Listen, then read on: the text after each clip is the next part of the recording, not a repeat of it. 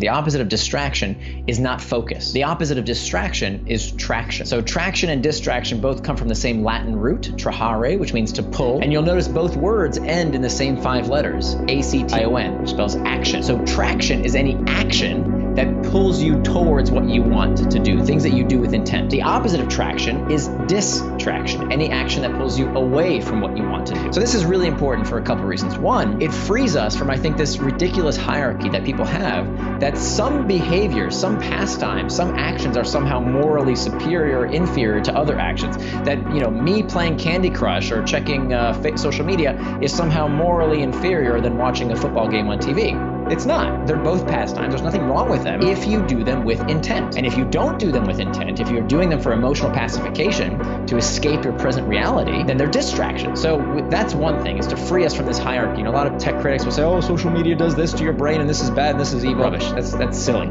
Anything you are doing with intent, something that's consistent with your values, is perfectly fine. The same rules apply. The second reason this is so important is that distraction tricks us. That how many times have you sat down at your desk? This used to happen to me all the time. And I'd say, okay, I've got that big project I need to work on. I really need to focus. This is something I've been procrastinating. I'm going to sit down. I'm going to crank out that big project right after I check this email, right? Right after I just check this one thing on YouTube or on Facebook or the Slack channel or something that feels worky. It feels productive. I'm checking email. Isn't email something I kind of have to do anyway, right? That's a work type task. Well, that's what I call pseudo work. Because if that's not what you plan to do with your time, it is just as much of a distraction as playing a video game. And you know what happens? The cost of this is that we don't get time ever to do that hard task. We keep procrastinating day after day after day because we don't realize that without defining your time, everything is a distraction. If you don't plan your day, someone else will. And that you cannot call something a distraction unless you know what it is distracting you from.